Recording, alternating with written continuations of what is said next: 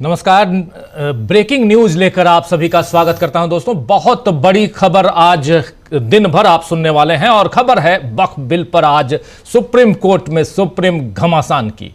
जी हां, supreme court में यह मामला पहुंच चुका है और एक नहीं बल्कि कई सारे ढेर सारी याचिकाएं लगाई जा चुकी हैं और उस पर सुनवाई 3 जजों की बेंच करने वाली है, जिसको लीड करेंगे चीफ जस्टिस ऑफ इंडिया यानी सीजेआई संजीव खन्ना, और संजीव खन्ना का साथ देंगे जस्टिस संजय कुमार और जस्टिस केवी विश्वनाथन। ये 3 जजों की बेंच सुनवाई करने वाली है वक्फ बिल पर। और इस बिल के बाद, बिल नहीं बल्कि अब तो वो कानून बन चुका है, इस कानून पर क्या आगे होगा, इन सब पर बात करने के लिए हमारे साथ हमारे साथी अमलेंदु उपाध्याय जी मौजूद हैं स्टूडियो में। उनका भी हम स्वागत करेंगे और आप तमाम साथी जो बाद में जुड़े, जो अभी जुड़े और जो जुड़ने वाले हैं, आप सबका एक बार फिर स्वागत है, इस्तकबाल है। गुड मॉर्निंग, सत श्री अकाल।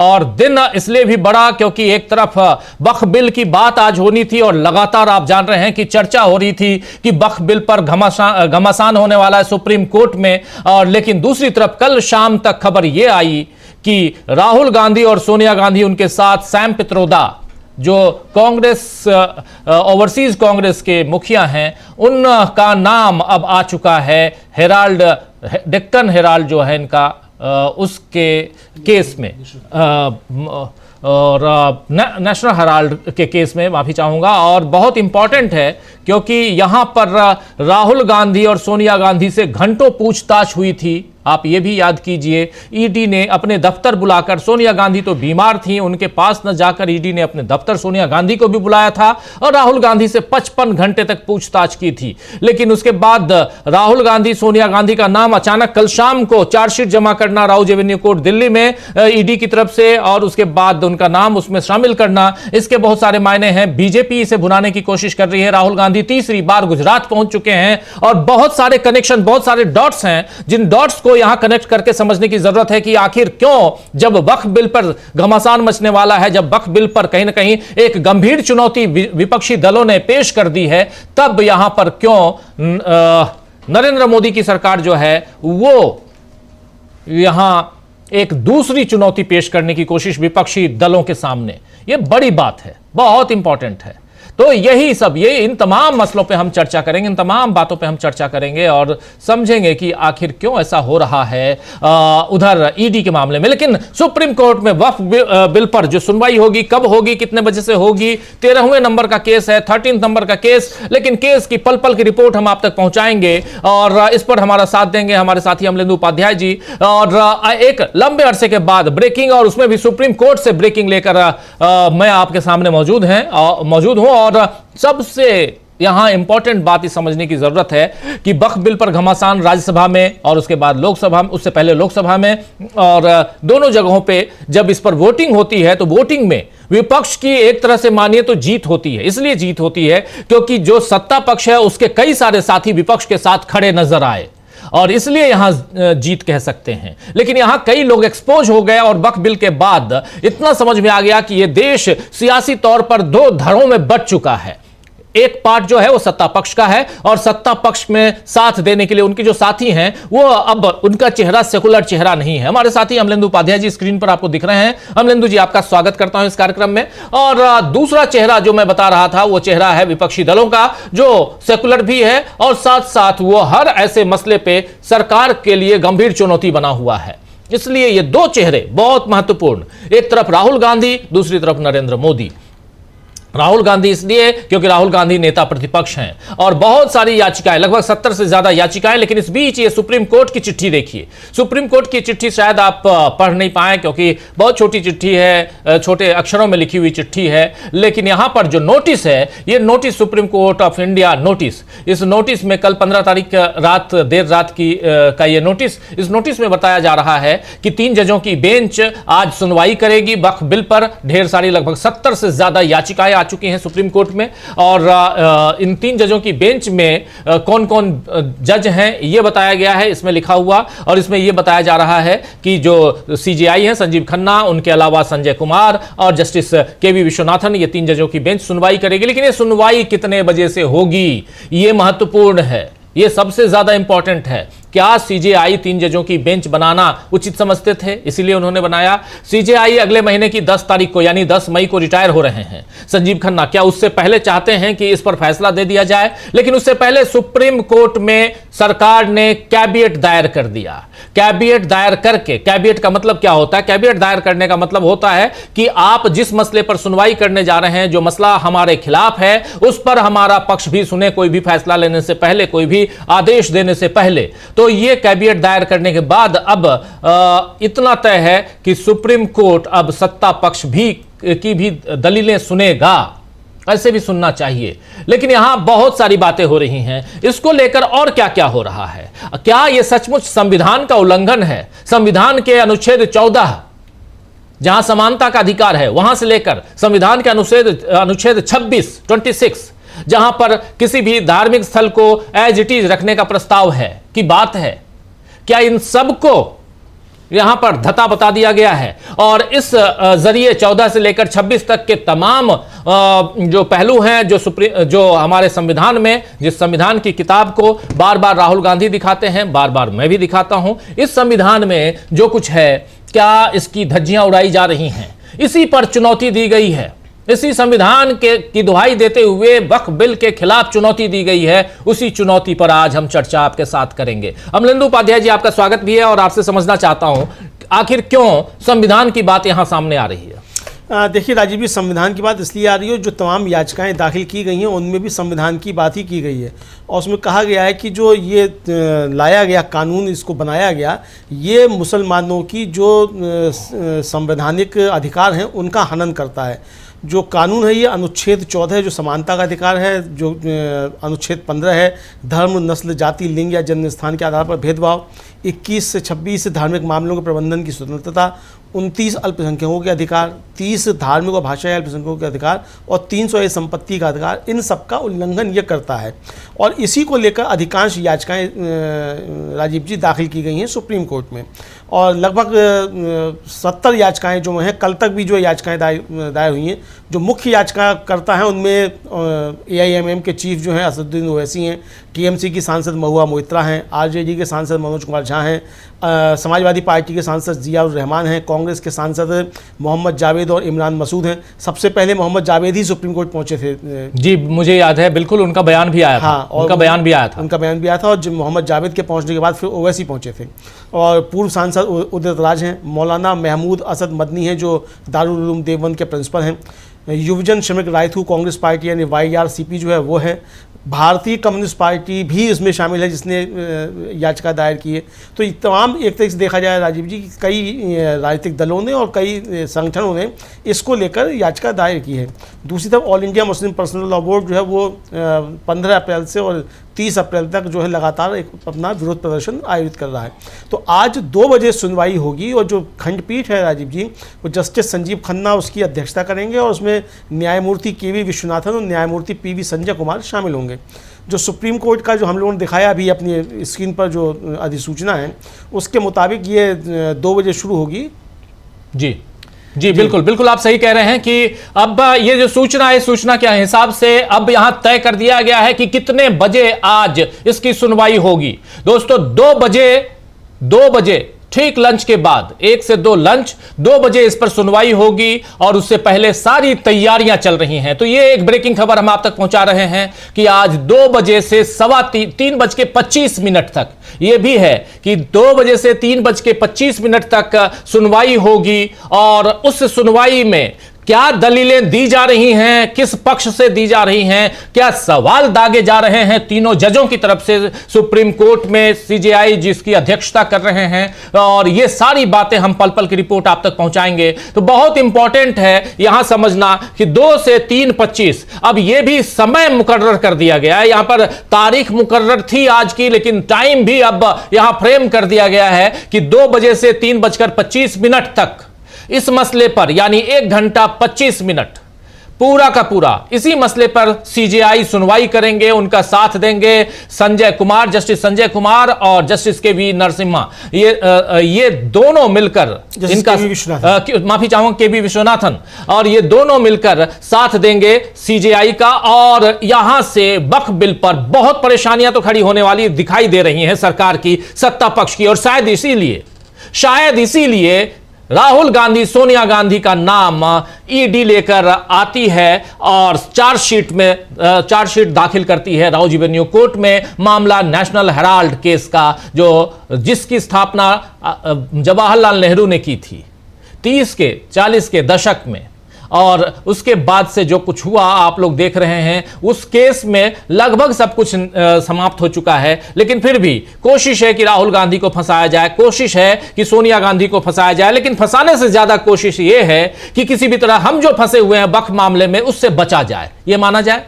हाँ बिल्कुल राजीव जी, यही माना जाए। चूंकि और कल जिस तरीके से मामले को लाया गया, एकदम से चार्जशीट दाखिल हो गई, कल ही एकदम से अचानक नोटिस इशू हो गया रॉबर्ट वाड्रा को। पहले दिन भर रॉबर्ट वाड्रा चले, शाम को मालूम पड़ा जब आप न्यूज़ पॉइंट करने जा रहे थे कि साहब राउज रेवेन्यू कोर्ट में चार्जशीट दाखिल कर दी गई है और 25 अप्रैल जो है उसकी सुनवाई होगी। लेकिन आज एक और महत्वपूर्ण बात राजीव जी इसी केस में है, और इस केस में यह है कि एक वकील ने अपनी याचिका जो थी वक्फ संशोधन के खिलाफ, उसको सूचीबद्ध करने का उल्लेख किया जस्टिस सीजेआई के जस्टिस संजीव खन्ना के सामने। तो जस्टिस और ये उन्होंने कहा कि ये क्रमांकित है लेकिन सूचीबद्ध नहीं है। तो जस्टिस संजीव खन्ना ने आदेश दिया कि रजिस्ट्री द्वारा आज सुबह 11 बजे तक जितनी भी याचिकाएं मंजूर कर ली गई हैं उन सब पे सुनवाई होगी। यानी आज सुबह 11 बजे तक भी जो याचिकाएं दायर हो गई हैं उन पर भी सुनवाई होगी। और पहले ये याचिका जो थी वो 13वें नंबर पे लगी हुई थी, यानी कि ये लगभग 11 बजे तक इसका नंबर आ जाना था। तो इसीलिए इसको इसीलिए इसको सरकाया गया कि 11 बजे तक जितनी याचिकाएं आनी है वो आ जाए। चूंकि कल भी कुछ याचिकाएं इस पर दायर हुई हैं, परसों सीपीआई के तरफ से याचिका दायर हुई, कल रात तक जो है कुछ याचिकाएं दायर हुई हैं। तो ये कई तमिलनाडु के भी एक नेता, हाँ उन्होंने किए। अच्छा इसमें एक मजे की बात ये तो आपने बता ही दिया कि केंद्र सरकार इसमें अपना कैबिनेट दाखिल कर दिया है।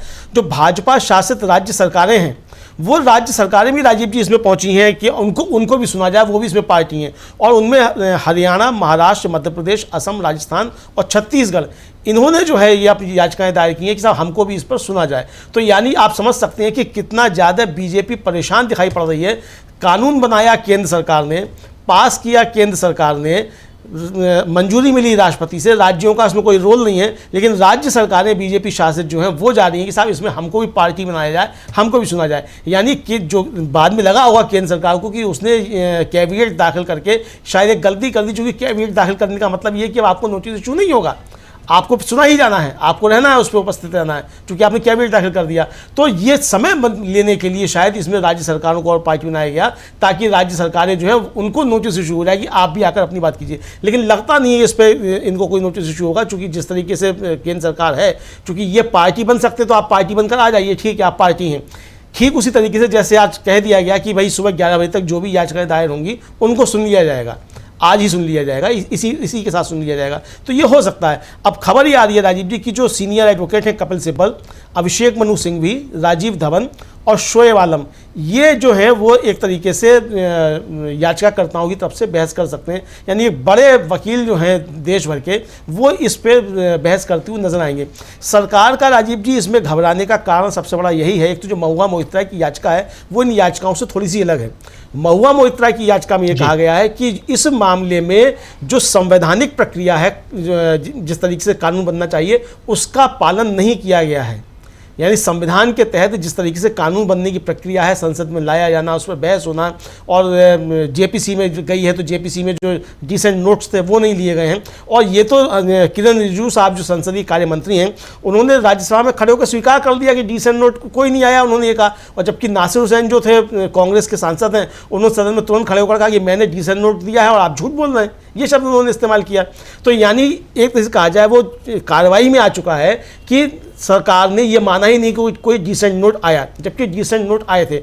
इसका मतलब ये साफ हो गया कि आपने विपक्ष के डिसेंट नोट्स जेपीसी में लिए ही नहीं, तो ये आपने प्रक्रियागत उल्लंघन किया है एक तरीके से, और यही विपक्षी उस समय बहस में भी मांगती कि इसको दोबारा से जेपीसी में भेजिए, जो डिसेंट नोट्स हैं उनको लीजिए। तो यहाँ पर सरकार काफ़ी ज़्यादा घिरी हुई है, चूँकि इसे लगता है कि जो संविधान के अनुच्छेद 14, 15, 21 से 26 और 29, 30 और 301 का जो मामला है ये तो है ही, लेकिन जो खासतौर से प्रक्रियागत गलतियाँ सरकार ने की हैं या चालबाजी की है उस पर भी ये सरकार गिरेगी, उस पर भी ये कानून रद्द हो सकता है। बिल्कुल आप सही कह रहे हैं। इस बीच सिख कमेटी से भी दया सिंह हैं, प्रैक्टिसिंग सिख हैं, वो प्रेसिडेंट ऑफ गुरुद्वारा सिंह सभा गुड़गांव के हैं, वो भी मूव किए, वो भी चले गए हैं सुप्रीम कोर्ट, वक्फ बिल के खिलाफ गए हैं। तो आप देखिए कि चाहे सिख कमेटी, राहुल गांधी ने कहा भी था कि ये आज आपके ऊपर है और कल ये सिख कम्युनिटी के ऊपर भी होगा। चर्चेस के बारे में ऑलरेडी ऑब्जर्वर ने छाप ही दिया था, तो ऑर्गेनाइजर ने छाप ही दिया था। तो ये सारी चीजें जो हैं वो बता रही हैं कि कहीं ना कहीं सरकार का मंशा, उसकी पोल खोलती हुई बातें यहां दिखाई दे रही हैं। सरकार की मंशा जो है वो साफ साफ है कि वक्फ बिल के जरिए धार्मिक जो संस्थाएं हैं उस पर उसको अपने चंगुल में फंसाया जाए, उस पर अपनी लगाम लगाई जाए। लेकिन वक्फ बिल और वक्फ संपत्तियों को लेकर जितनी बातें होती नहीं हैं, जितने विवाद और जितनी खबरें प्रसारित की जाती रही हैं, उससे इतर वक्फ पे बहुत ऐसी खबरें आई हैं जिससे वक्फ की ज़मीनें जो हैं वो हॉस्पिटल के लिए दी गई, वक्फ की ज़मीनें मदरसे और स्कूलों के लिए दी गई हैं, वक्फ की ज़मीनों से बहुत सारे ऐसे काम हो रहे हैं, धर्मार्थ कार्य जो कहते हैं कि यानी कि लोगों की सुख सुविधाओं, उनके लिए जीवन यापन के लिए जो काम होना चाहिए, ये सारी बातें। लेकिन इन सबको भी इतर रख दीजिए किनारे। संविधान क्या कहता है? संविधान ये कहता है कि संविधान समानता का अधिकार से लेकर आप किसी भी धर्म, जाति, संप्रदाय के हों, आपकी रक्षा करना इस संविधान का फर्ज है। यानी इस देश के जो इस संविधान की कसमें खाकर जो बैठे हैं उनका फर्ज है। और यही बात, इसी चीज को किनारे लगाने की कोशिश सरकार शायद कर रही है। इसीलिए वक्फ बिल लेकर यहां पर, और वक्फ बिल पर अमलेंदु जी जैसे फंसी हुई है सरकार, उसके पैरेलल कुछ और मुद्दों को खड़ा करने की कोशिश हो रही है। क्या इसको माना जाए? और राहुल गांधी, सोनिया गांधी का नाम लेकर आना, और खासकर ईडी वाले मामले में, जिस पर राहुल गांधी पहले कह चुके थे कि याद रखिए आज न कल ये सरकार जाएगी, और जब सरकार जाएगी तो चुन चुनकर हिसाब होगा। राहुल गांधी ने ये बात भारत जोड़ो यात्रा के दौरान कही थी। क्या ये वही मामला है जहां राहुल गांधी की बातों को एक मामला और आया है। आज अभी मैं देख रहा था, लगभग 11 घंटा पहले, यानी कल रात को सुब्रमण्यम स्वामी एक ट्वीट करते हैं और ट्वीट में कहते हैं दिल्ली हाई कोर्ट में राहुल गांधी के बारे में जो उनकी सिटीजनशिप को लेकर दिल्ली हाई कोर्ट में मामला जो है बहुत गंभीर हो चला है और बहुत जल्द राहुल गांधी की सिटीजनशिप खत्म हो सकती है, छीनी जा सकती है। वो ब्रिटिश नागरिक हैं, इसीलिए उनकी जो मान्यता है इसकी संसद की, उसको खत्म किया जाए, यानी उनकी सांसदी खत्म की जाए। यानी पूरा का पूरा एंगल देखिए अमलेंदु जी, राहुल गांधी की तरफ सारी तलवारें, सारे तीर की जो नोक है वो राहुल गांधी की तरफ करने की कोशिश हो रही है। सबसे ज्यादा चिंता राहुल गांधी से, हम बात करेंगे उस पे भी, लेकिन बात कर रहे हैं अभी वक्फ बिल पे। और वक्फ बिल को चुनौती वक्फ बिल नहीं, जबकि अब वक्फ कानून पर को चुनौती देती हुई 70 से ज्यादा याचिकाएं आज 11 बजे तक जितनी याचिकाएं लगी हैं, आज की तारीख 16 अप्रैल 2025 सुबह 11 बजे तक जितनी याचिकाएं, अभी 11 नहीं बजा है, 11 बजने में 3 मिनट का वक्त बाकी है, 11 बजे तक जितनी भी याचिकाएं लगी हैं, सारी याचिकाओं पर सुप्रीम कोर्ट में सुनवाई होगी। अब सुप्रीम कोर्ट में यह समय सीमा तय है कि आज दोपहर लंच के बाद 2 बजे से 3:25 तक 3 जजों की बेंच, जिसकी अगुवाई करेंगे, जिसकी अध्यक्षता करेंगे इस बेंच की, इस पीठ की सीजेआई खुद संजीव खन्ना, जो अगले महीने 10 तारीख को यानी 10 मई को रिटायर हो रहे हैं। उससे पहले वो चाहेंगे इस पर कोई ना कोई फैसला आ जाए, वरना बाकी जो 2 जज हैं, एक संजय कुमार हैं और दूसरे केवी विश्वनाथन हैं, ये दोनों बेंच जो दोनों सदस्य हैं उनका साथ देते हुए अगले सीजेआई होंगे जो आगे बढ़ाएंगे। लेकिन उससे पहले क्या यह मामला शांत हो जाएगा? क्या यह घमासान रुक जाएगा? और जैसा आप कह रहे हैं कि सुप्रीम कोर्ट में वो उन राज्यों, भाजपा शासित राज्यों के मुख्यमंत्रियों ने भी याचिकाएं लगाई हैं, जो ऑलरेडी इस बिल के समर्थन में हैं और इस बिल को प्रोटेक्ट करने के हिसाब से याचिकाएं लगाई गई हैं। लेकिन यहाँ राजीव जी एक और महत्वपूर्ण बात भी है जी कि ये जो 6 राज्य पहुंचे बीजेपी शासित राज्य, जिनमें उत्तर प्रदेश शामिल नहीं है। हाँ, ये इंपॉर्टेंट है कि आखिर योगी आदित्यनाथ क्यों नहीं पहुंचे। ये महत्वपूर्ण है जी। तो इसका मतलब केंद्र और मतलब जो अखिलेश यादव कहते रहते हैं कि दिल्ली और लखनऊ के बीच ठीक ठाक नहीं है मामला, नमस्ते भी नहीं होती, तो ये साफ मालूम पड़ रहा है कि नमस्ते नहीं होती है। वरना भजनलाल शर्मा पहुंच रहे हैं, मोहन यादव की सरकार पहुंच रही है, हिमंता विश्व शर्मा की सरकार पहुंच रही है, आखिर क्या दिक्कत थी उत्तर प्रदेश की सरकार को भी पहुंचने में? तो क्या यहाँ भी कुछ गड़बड़ चल रहा है राजीव जी? ये भी मतलब एक कानून के जरिए ये भी समझा जा सकता है कि पॉलिटिक्स किस स्तर पर चल रही है। ये भी यहाँ राजीव जी दिखाई पड़ रहा है वक्फ के मसले को लेकर, साफ तौर पे अगर देखा जाए। जी जी बिल्कुल बिल्कुल, बहुत इंपॉर्टेंट आप कह रहे हैं कि आखिर ये चल क्या रहा है। लेकिन योगी आदित्यनाथ का जिक्र आप कर रहे थे अमलेंदु उपाध्याय जी, योगी आदित्यनाथ, आखिर योगी आदित्यनाथ क्यों नहीं पहुंचे? यह बहुत इंपॉर्टेंट है कि योगी आदित्यनाथ क्यों नहीं पहुंचे। इससे ज्यादा इंपॉर्टेंट और कुछ नहीं हो सकता कि आखिर वो क्यों नहीं पहुंचे।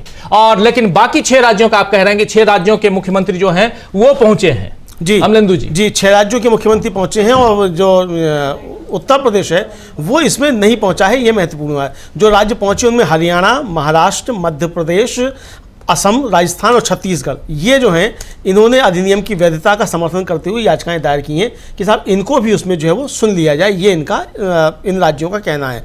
और मध्य प्रदेश जो है उसने कहा है कि अधिनियम जो है वक्फ परिसंपत्तियों के प्रभावी प्रशासन के लिए कानूनी रूप से मजबूत, तकनीकी रूप से संचालित और सुव्यवस्थित ढांचे की परिकल्पना करता है, जबकि इच्छित लाभार्थियों के सामाजिक आर्थिक विकास को बढ़ाता है। ये मतलब उनका अपना तर्क है।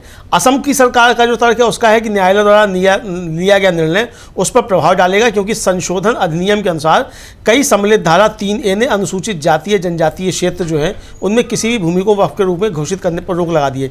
लेकिन राजीव जी एक वीडियो जो है वो वायरल हो रहा है काफ़ी ज़्यादा। असम का जो नए अध्यक्ष वहाँ बने हैं असम के, दिलीप सैकिया, जो लोकसभा के सदस्य भी हैं, वो हिमंता विश्व शर्मा की उपस्थिति में राज्य के कैबिनेट मंत्री हैं, उन पर बुरी तरीके से फायर हो रहे हैं। और बिहार कांग्रेस, असम कांग्रेस ने उसको जो है वो ट्वीट किया है। वो विजुअल जो है करीब लगभग 30 सेकंड का है और उसने असम की राजनीति में एक ज़बरदस्त तूफान मचा दिया है कि क्या इस तरीके से अंदरूनी संघर्ष बढ़ गया है बीजेपी के अंदर असम में। तो हिमंता विश्व शर्मा उसमें बड़े मायूस मन से जो है वो देखे जा सकते हैं कि किस तरीके से वो निकल कर जा रहे हैं वहाँ से। और दिलीप सैकिया जो खूब जोर जोर से चिल्ला रहे हैं, ये भी देखने को पाया। तो ये तो खैर मैंने जिक्र कर दिया चूँकि असम की मामले का जिक्र आया। जो खबर ये है कि अधिवक्ता जो निज़ाम पाशा हैं वो असदुद्दीन ओवैसी की तरफ से पैरवी कर रहे हैं और जो वरिष्ठ वकील हैं कपिल सिब्बल और वरिष्ठ वकील अभिषेक मनु सिंघवी और राजीव धवन और शोएब आलम, ये जो है अन्य जो याचिकाकर्ता हैं उनकी तरफ से अपनी पैरवी करेंगे, मतलब याचिकाकर्ताओं की तरफ से इस कानून के खिलाफ। और जस्टिस संजीव खन्ना के नेतृत्व में, मतलब उनकी अध्यक्षता में जो कमेटी बनी है, जो पीठ बनी है, उसमें जस्टिस PV संजय कुमार और जस्टिस KV विश्वनाथन जो हैं वो शामिल हैं। जी, तो ये 3 जनों की है। अच्छा, जस्टिस KV विश्वनाथन अभी जो थे राजीव जी, एक कार्यक्रम हुआ जो सुप्रीम कोर्ट के रिटायर्ड जस्टिस हैं रोहिंटन नरीमन, उनकी एक किताब आई, उस किताब के विमोचन के अवसर पर मौजूद थे जस्टिस KV विश्वनाथन और उन्होंने एक बड़ी महत्वपूर्ण बात कही थी। उन्होंने कहा था कि अगर जो संविधान का अनुच्छेद 368 है उसमें अगर जनमत संग्रह का भी क्लॉज जोड़ दिया गया होता तब भी आप संविधान के मूल ढांचे को नहीं बदल सकते। क्योंकि जो केशवानंद भारती का मामला है 1973 का, केशवानंद भारती में नाम केरल राज्य सरकार, तो उसमें और वो इस पीठ में भी है और ये मामला भी राजीव जी ये संविधान के मूल ढांचे पर प्रहार करता है। क्योंकि संविधान के मूल ढांचे में यह है कि अल्पसंख्यकों को अपनी संपत्ति का अधिकार है, उनको अपनी रीति रिवाज का अधिकार है और वक्फ का जो है वो मुसलमानों की धार्मिक रीति रिवाज में आता है। तो आपने एक तरीके से कहा जाए संविधान का जो मूल ढांचा है उस पर ही प्रहार कर दिया है। तो यहाँ ये एक बहुत महत्वपूर्ण बात समझ में आती है राजीव जी। बिल्कुल आप सही कह रहे हैं, यह संविधान की मूल ढांचा और उस पर अगर आप प्रहार करेंगे तो यहां पिछले जो वर्डिक्ट्स हैं सुप्रीम कोर्ट के, उस पर भी आप प्रहार कर रहे हैं। केशवानंद भारती केस और उसका जिक्र बार बार आ रहा है और इस मसले पे भी आ रहा है। सुप्रीम कोर्ट में सुप्रीम सुनवाई की तारीख तो मुकर्रर थी, अब समय भी मुकर्रर है और इसके साथ साथ यह भी है कि इसमें कौन कौन जज बैठेंगे, क्या क्या होगा। 70 से ज्यादा याचिकाएं आ चुकी हैं और यह भी कहा गया है कि 11:03 अभी जिस वक्त हम ये चर्चा कर रहे हैं 11 बजे तक जितनी भी याचिकाएं आई हैं, 13वें नंबर पर यह केस, लेकिन इसको ऐसा सुरक्षित किया गया कि इस केस में अभी तक आप 11 बजे सुबह तक जितनी भी रजिस्ट्रार के समक्ष लाकर, उनके सामने लाकर आप रजिस्टर करेंगे, वो सब कुछ जितनी रजिस्ट्री में रहेगी वो सब कुछ हम इस पर सुनवाई करेंगे। तो एक तरफ सत्ता पक्ष है, दूसरी तरफ विपक्ष है। विपक्ष बहुत मजबूत यहां दिखाई दे रहा है, सड़कों पर प्रोटेस्ट हो रहे हैं और इन सब से बचने की कोशिश में नेशनल हेराल्ड केस को खोलकर लाया गया है। चार्जशीट दाखिल करवाकर राहुल गांधी, सोनिया गांधी का नाम उसमें लाकर कहीं ना कहीं एक दूसरी तरफ ले जाने की कोशिश। अभी जब हम लोग ये कार्यक्रम शुरू करने जा रहे थे तो उसी वक्त उधर रविशंकर प्रसाद कांग्रेस बीजेपी की तरफ से कांग्रेस पर प्रहार कर रहे थे और वो मामला वही ईडी चार्जशीट का था। कल सुबह आपने देख लिया कि रॉबर्ट वाड्रा को ईडी दफ्तर बुलाया गया था। तो एक तरफ से, और कल रात को हम लोग न्यूज पॉइंट में जब चर्चा कर रहे थे तो यही कर रहे थे कि अगर ईडी यानी न्यूज अगर जांच एजेंसियां जो हैं वो सक्रिय हो जाती हैं, एक्टिव हो जाती हैं, तो इसका मतलब देश में अब चुनाव होने वाला है। और वो साफ दिखाई दे रहा है कि अब देश में चुनाव का जो बिगुल है वो बजने वाला है। कल तेजस्वी यादव दिल्ली आए थे, राहुल गांधी और मल्लिकार्जुन खड़गे के साथ उन्होंने मुलाकात की, बात की और आगे की गतिविधियां, रणनीतियों पर चर्चा हुई। उन सब से घबराई हुई बीजेपी ने अपना हथियार, जो ब्रह्मास्त्र है बीजेपी के पास, वो निकाल लिया। लेकिन इस ब्रह्मास्त्र को बीजेपी कई बार निकाली है, फायदा क्या हुआ? झारखंड चुनाव हार गए, सबसे बड़ा उदाहरण है। 240 सीटों पर सिमट के रह गए लोकसभा चुनाव में, यह सबसे बड़ा उदाहरण है। क्योंकि जब जब आप संविधान पर प्रहार करेंगे, जब आप संविधान पर प्रहार करेंगे, आपको मुंह की खानी पड़ेगी। देश की जनता बहुत मजबूती से संविधान की रक्षा करने के लिए तैयार है, यह दिखाई देता है अमरेंदु जी। और ऐसे में आज का मामला वक्फ बिल पर चर्चा, वक्फ कानून पर चर्चा, यह बहुत इंपॉर्टेंट है, बहुत इंपॉर्टेंट है। और एक बात और, आज चुनाव आयोग के मामले में भी सुनवाई जी। आज चुनाव आयोग के मामले में भी, ईवीएम के मामले में भी, और जो काउंटिंग को लेकर फॉर्म 17 काउंटिंग, और सबसे बड़ी चीज कि जो मुख्य चुनाव आयुक्त की बात है उस पर सुनवाई। अमलेंदु जी, मुख्य चुनाव आयुक्त को हटाने के लिए, यानी उनकी नियुक्ति के लिए, उसके लिए हाँ, उस पर जस्टिस सूर्यकांत और जस्टिस दीपांकर दत्ता, जस्टिस उज्जवल भुइयां, इन 3 की खंडपीठ है, उसमें सुनवाई हो रही है राजीव जी। और उसमें पेश हुए हैं एडवोकेट प्रशांत भूषण, और 33वें नंबर पे इसको जो लगाया गया उसमें उन्होंने कहा कि इसको आप जल्दी से ले लीजिए, क्योंकि ये मामला इसी के अंतर्गत आता है और बहुत महत्वपूर्ण मसला है। तो इस पर अभी जो है बहस चल रही है। अभी इस पर हम बताते हैं कि अगला इस पर कदम क्या होता है। यानी 2 बड़े केस जो आज सुप्रीम कोर्ट में राजीव जी लगे हुए हैं। एक तो वक्फ बोर्ड पे, जिसपे कह दिया जस्टिस संजीव खन्ना जो CJI हैं उन्होंने कि 11 बजे तक जितनी भी याचिकाएं आ जाएंगी उन सबको भी इसमें शामिल करके आज ही 2 बजे से लेके और 3:25 तक सुना जाएगा। यानी टाइम भी फिक्स कर दिया कि इस पर सबकी बातें सुनी जाएंगी, किस किसने क्या क्या तर्क अपने दिए हैं। सरकार की बात भी सुनी जाएगी, बीजेपी शासित राज्य सरकार भी पहुंची है, उनकी बातें भी सुनी जाएंगी, और जो लोग पहुंचे याचिकाकर्ता इस बिल के खिलाफ, इस कानून के खिलाफ, उनकी बातें भी सुनी जाएंगी। और दूसरा मामला जो है, ये जो सुप्रीम कोर्ट ने आदेश दिया था कि आप जो कमेटी बनाइए और उस कमेटी में CJI भी होंगे, और CJI को हटाने वाला कानून जो था वो बना दिया केंद्र सरकार ने सुप्रीम कोर्ट के आदेश को तथा बताते हुए।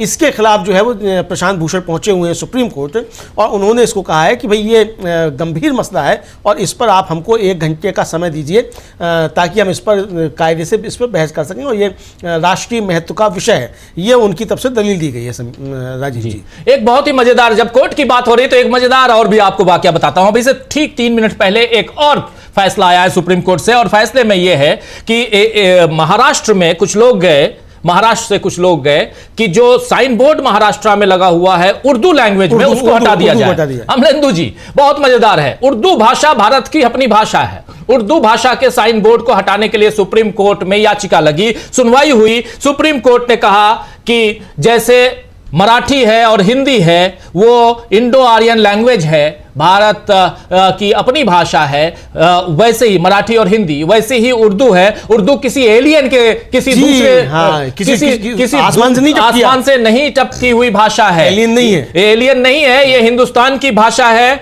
और यही पैदा हुई ये भाषा, यही बढ़ी ये भाषा, यही फली फूली ये भाषा, उर्दू भाषा। इसलिए इसके बारे में आप ये मत कहिए कि इसको हटा दिया जाए, ये यथावत रहेगी ये भाषा, इस भाषा को हटाया नहीं जा सकता। ये साइन बोर्ड का मामला था, म्युनिसिपल कॉर्पोरेशन जो महाराष्ट्र म्युनिसिपैलिटी का मामला कि उसके खिलाफ गया हुआ था ये मामला वहां सुप्रीम कोर्ट में, और जिसमें साइन बोर्ड जितने उर्दू में है उसको हटाने के लिए याचिका लगाई गई थी। और साफ साफ सुप्रीम कोर्ट ने इस याचिका को खारिज करते हुए ये जो बात कही है बहुत इंपॉर्टेंट है कि उर्दू जो है वो किसी एलियन की भाषा नहीं है, आसमान से टपकी हुई भाषा नहीं है, यह भाषा यही पैदा हुई, यही पली बढ़ी है। और इसीलिए जैसे मराठी, जैसे हिंदी, वैसे ही उर्दू है, और आप ये मत कहिए कि इसे हटा दिया जाए। और तो एक और महत्वपूर्ण बात कहिए राजीव जी, मतलब एक तरह से जो बीजेपी का एजेंडा हिंदी हिंदुस्तान होता है, ये सीधा सीधा उस पर चोट है जो एक वाक्य और उस आदेश में है, भाषा संस्कृति है, धर्म नहीं।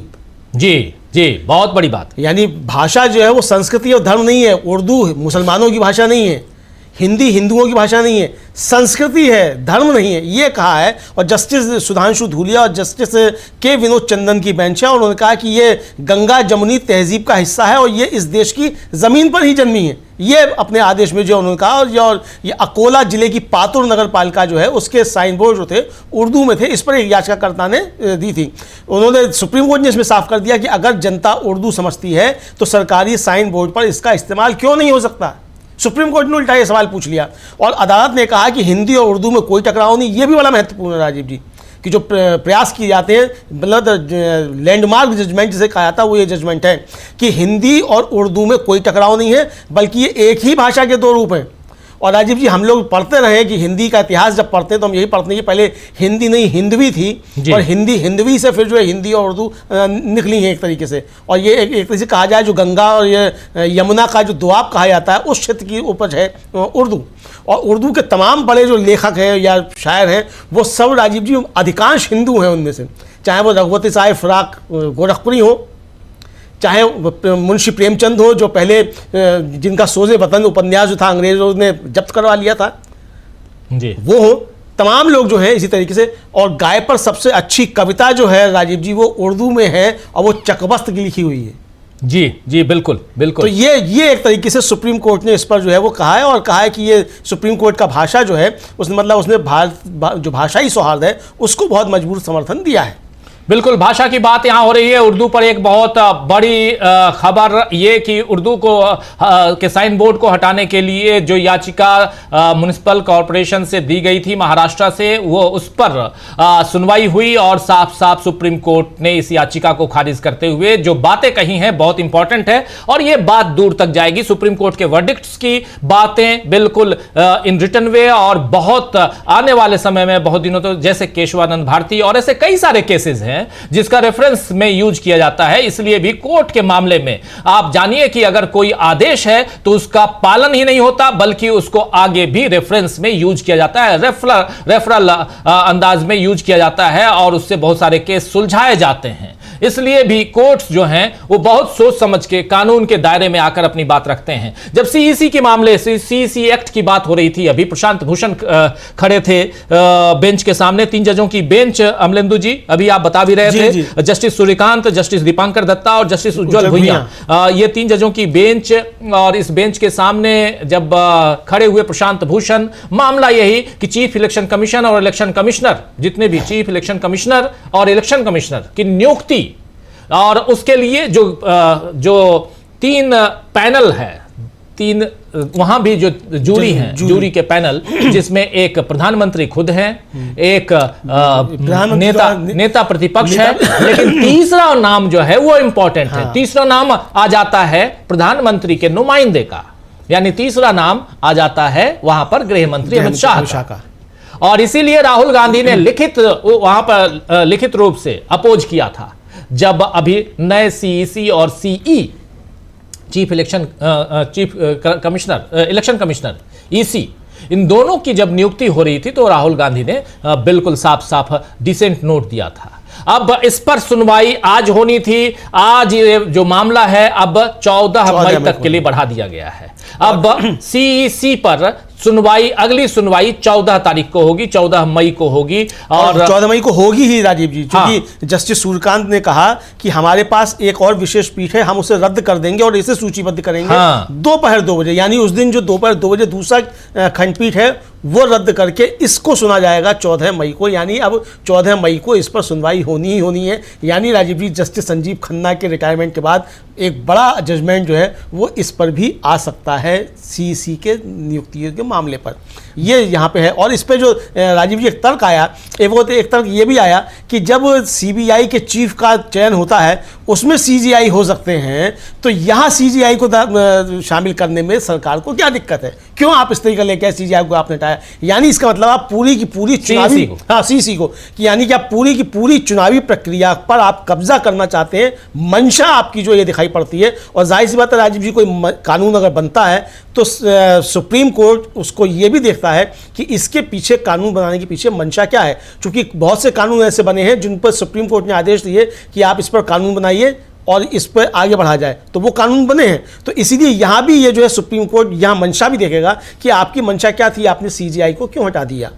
बिल्कुल इस पर आएगा। बिल्कुल बिल्कुल। तो यहां पर आप जानते हैं कि जूरी के 3 सदस्य थे, पहले होते थे, जिसमें एक प्रधानमंत्री होते थे, दूसरा नेता प्रतिपक्ष होता था और तीसरा जो है सीजेआई होते थे, चीफ जस्टिस ऑफ इंडिया। ये तीनों मिलकर चुनते थे सीईसी और ईसी, यानी चीफ इलेक्शन कमिश्नर और इलेक्शन कमिश्नर, जिसमें 3 होते हैं। ये यहां भी एक चीफ इलेक्शन कमिश्नर होता है, उनके 2 साथी होते हैं जिनको इलेक्शन कमिश्नर कहा जाता है। ये तीनों का चुनाव ये 3 जूरी के सदस्य करते थे। लेकिन इसमें से जो तीसरा नाम है, यानी चीफ इलेक्शन कमिश्नर के चुनाव में जो सीजेआई है उसका नाम हटा दिया जाता है और वहां पर प्रधानमंत्री नरेंद्र मोदी अपने कैबिनेट से किसी को भी वहां रख सकते हैं, जिसमें कानून मंत्री भी हो सकते हैं, गृह मंत्री भी हो सकते हैं, कोई भी हो सकता है। गृह मंत्री थे इस बार अमित शाह, कानून मंत्री भी हो सकते हैं। मतलब प्रधानमंत्री के ऊपर यह तय होगा कि वो किसको लेके जाते हैं। कैबिनेट का मंत्री होना, मतलब कैबिनेट का सदस्य होना चाहिए। अब यहां पर मामला जो है, प्रशांत भूषण और कई अलग अलग लोगों ने याचिकाएं, खासकर ये ADR, association for democratic reforms, उसकी याचिका पर यह सुनवाई आज हुई और सुनवाई के बाद यह कह दिया गया है कि 14 मई को, next month 14th of May, दिन दोपहर 2 बजे यह सुनवाई 100% होगी। ये बात कह दी गई है। और ये देखिए, ये उसका ये उर्दू वाला मामला है। उर्दू है मेरा नाम, ये जज साहब ने लिखा है। जरा अमलेंदु जी जरा पढ़ के सुनाइए क्या है। उर्दू है मेरा नाम, मेरी खुसरो की पहेली। हाँ, मेरी खुसरो की पहेली। एक मिनट में पढ़ रहा हूं, जरा। हाँ, जरा पूरा ले। उर्दू है मेरा नाम, मैं खुसरो की पहेली, अमीर खुसरो की बात हो रही है। क्यों मुझको बनाते हो तासुब का निशाना, मैंने तो कभी खुद को मुसलमान नहीं माना, देखा था कभी मैंने भी खुशियों का जमाना, अपने ही वतन में हूं मगर आज अकेली, उर्दू है मेरा नाम, मैं खुसरो की पहेली। वाह, Urdu is my name, I am the riddle of Khusro. आप जानते हैं अमीर खुसरो की पहेलियां, खुसरो की और ये don't hold me for your prejudices, I never considered myself a Muslim. I too have seen happier times. I feel like an outsider in my homeland today. Urdu is my name. I am the riddle of Khusro. ये बहुत देखिए, एक ऐसा बहुत ही खूबसूरत लाइनों के साथ यहाँ पर वर्डिक्ट देते हुए, फैसला सुनाते हुए, यहां पर उर्दू है मेरा नाम, खुसरो की पहेली। हमारे साथी असलम चिश्ती जी भी लिख रहे हैं, दिल्ली के शायर इकबाल अशहर की नज्म है। इकबाल असहर की ये बहुत बहुत शुक्रिया। असलम चिश्ती जी, बहुत शुक्रिया आपका इसकी जानकारी, इस बारे में जानकारी देने के लिए। तो देखिए, जब हम यहाँ वक्फ बिल की बात करने बैठे हैं तो एक साथ कितनी सारी चीजें आ रही हैं अमलेंदु जी। चीफ इलेक्शन कमिश्नर की नियुक्ति को लेकर जो मामला है उस पर खबरें आ रही हैं सुप्रीम कोर्ट से, खबर उर्दू को लेकर आ रही है, और इतना शानदार इकबाल असहर की नज्म को यहां पर रेखांकित करते हुए, लिखते हुए, और जज साहब ने यह फैसला सुनाया है, और बहुत ही शानदार, बहुत शानदार है। राजीव जी, इसमें बहुत महत्वपूर्ण बातें इस आदेश में कही गई हैं। मुझे लगता है कि ये मतलब जाला जो एक तरीके से लगा हुआ था उसको हटा दिया है। यहां तक कह दिया कि ये औपनिवेशिक जो शासक थे उनकी चाल थी भारत को विभाजन करने की, हिंदी और उर्दू का झगड़ा लगाना। यानी आप फिर समझ लीजिए, जो लोग आज ये बात करते हैं हिंदी उर्दू की, वो अंग्रेजों के एजेंडे को आगे बढ़ा रहे हैं। आदेश में कहा गया कि यह एक गलत धारणा है कि उर्दू भारत के लिए विदेशी है। यह भाषा इसी भूमि में जन्मी है। उर्दू गंगा जमुनी तहजीब की जीवंत मिसाल है जो हमारी मिश्रित सांस्कृतिक पहचान का हिस्सा है। भाषा किसी धर्म का प्रतिनिधित्व नहीं करती, यह एक समुदाय, एक क्षेत्र और उसकी सभ्यता को दर्शाती है। और अदालत ने भाषाई विविधता का जिक्र करते हुए आगे कहा कि भारत में 100 से अधिक प्रमुख भाषाएं, 234 मातृभाषाएं हैं। उर्दू भारत की छठी सबसे अधिक बोली जाने वाली भाषा है। ये अब उसमें कहा गया है, और कहा गया है कि इसे कई राज्यों में दूसरी आधिकारिक भाषा के रूप में अपनाया गया है। हिंदी और उर्दू में भेदभाव गलत है। हिंदी और उर्दू को धर्म के आधार पर बांटना एक औपनिवेशिक चाल थी। दोनों भाषाओं में भारी समानताएं हैं और एक ही सांस्कृतिक जड़ से उपजी हैं। हिंदी बिना उर्दू शब्दों के अधूरी है और उर्दू में भी संस्कृत शब्द शामिल हैं। ये आदेश में कहा है साफ तौर पे कि हिंदी बिना उर्दू शब्दों के अधूरी है और उर्दू में भी संस्कृत निष्ठ शब्द शामिल हैं। तो ये राजीव जी एक तरीके से हमारी विविधता का सम्मान करना चाहिए और आनंदित होना चाहिए, ये भी जो है अदालत ने कहा है। तो ये आज के समय में बहुत प्रासंगिक फैसला जो है ये सुप्रीम कोर्ट का आया है। और जो भाषा, जाति और धर्म के नाम पर जो समाज को बांटने की राजनीति होती है उस पर एक तरीके से कहा जाए राजीव जी कि ये आदेश जो है सुप्रीम कोर्ट का वो कड़ा प्रहार करता है। ये साफ कहता है कि अगर कोई भाषा के आधार पर इस तरीके से बांटने की कोशिश कर रहा है तो ये औपनिवेशिक चाल थी, यानी आप अंग्रेजों के एजेंट बनकर काम कर रहे हैं अगर आप हिंदी और उर्दू के नाम पर या किसी भी भाषा के नाम पर देश बांटने का काम करना चाहते हैं। बिल्कुल बिल्कुल आप सही कह रहे हैं। अगर देश बांटने का काम कर रहे हैं तो ये आप कहीं ना कहीं अंग्रेजों की चाल को ही आगे बढ़ा रहे हैं। ये कहना है अघोषित, अलिखित तौर पर दूसरे ढंग से लिखकर सुप्रीम कोर्ट का। लेकिन बहुत महत्वपूर्ण बात यहां पर उर्दू क्या है, उर्दू को लेकर इकबाल असहर की जो नज्म है उस नज्म का यहां जिक्र करते हुए, अमीर खुसरो का जिक्र करते हुए,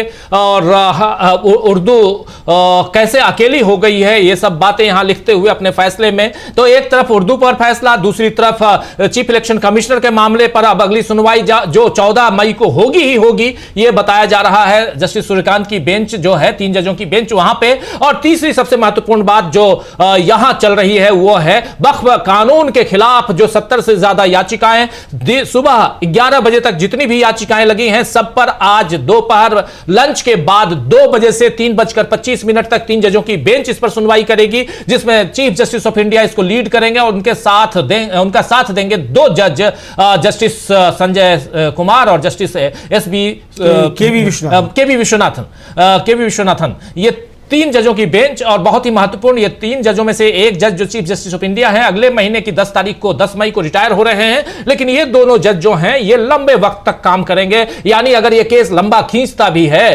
तो फिर ये दोनों जज तो इस बेंच में रहेंगे ही रहेंगे। लेकिन मामला जो है बहुत गंभीर है, इसलिए गंभीर माना जा रहा है क्योंकि एक तरफ विपक्ष ने इसी पर याचिकाएं लगाई हैं तो दूसरी तरफ सत्ता पक्ष ने भी याचिकाएं लगाकर अपनी बात रखने की यहां मंशा जताई है। और तीसरी तरफ सरकार ने भी कैविएट दायर कर यह बताया है कि इस पर सुनवाई एक पक्षीय न हो, दूसरा पक्ष यानी हम जो हैं, हमारे खिलाफ जो याचिकाएं लगी हैं, हमारा पक्ष भी सुना जाए। तो मामले की गंभीरता को ऐसे भी देखा जा सकता है कि आज सुनवाई होनी है जिस पर खूब चर्चा होती, आज दिन भर चर्चा होती, लेकिन चर्चा आज हो रही है तमाम चैनलों को देख लीजिए जो सरकारी चैनल कहे जाते हैं, उन चैनलों पर आज चर्चा सिर्फ राहुल गांधी, सोनिया गांधी और सैम पित्रोदा की हो रही है, क्योंकि कल ईडी ने चार्जशीट दाखिल कर दिया नेशनल हेराल्ड केस में, और उस केस में साफ साफ लिखा हुआ है कि ये तीनों अभियुक्त हैं, यानी इन तीनों को अब गवाह के रूप में भी बुलाया जाएगा, सोनिया गांधी को, राहुल गांधी को, सैम पित्रोदा को भी, और भी लोग हैं इसमें। लेकिन यहां नेशनल हेराल्ड की स्थापना जवाहरलाल नेहरू ने की थी।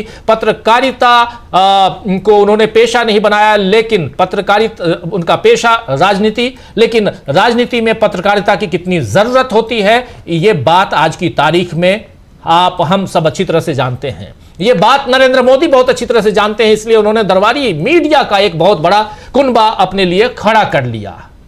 लेकिन मीडिया का काम दरबार में दरबारी नहीं बनना, बल्कि मीडिया का काम है खबरों को पहुंचाना, आप तक, हम तक, जन जन तक। वही काम हम कर रहे हैं, जो सुप्रीम कोर्ट में हो रहा है वो आप तक पहुंचा रहे हैं, बाकी खबरें पहुंचा रहे हैं। दिन के 2 बजे, भूलिएगा मत, 2 से लेकर 3:25 तक सुनवाई जो भी होगी, पल पल की रिपोर्ट हम आप तक पहुंचाएंगे। एक एक बात, एक एक दलीलें हिंदी में आप तक, सीधे शब्दों में आप तक, सीधे कोर्ट रूम से आप तक हम पहुंचाएंगे। और उससे पहले जितनी भी घटनाएं हैं, घटनाक्रम है, वो हम आपके साथ जुड़े रहेंगे और आप तक बताते रहेंगे। इस कार्यक्रम को मैं सोचता हूं अमलेंदु जी की यहां विराम दिया जाए, और 12 बजे से अमलेंदु जी और समीरात्मक जी जो लेकर आते हैं ब्रेकिंग न्यूज सीधे न्यूज रूम से, वो आप देखना मत भूलिए। उसमें भी इस केस से रिलेटेड साथ साथ दिल्ली में बहुत बड़ा प्रोटेस्ट कर रही है कांग्रेस पार्टी, वहां से लाइव हम टेलीकास्ट करेंगे कि वहां क्या कुछ चल रहा है। और वो प्रोटेस्ट है राहुल गांधी, सोनिया गांधी के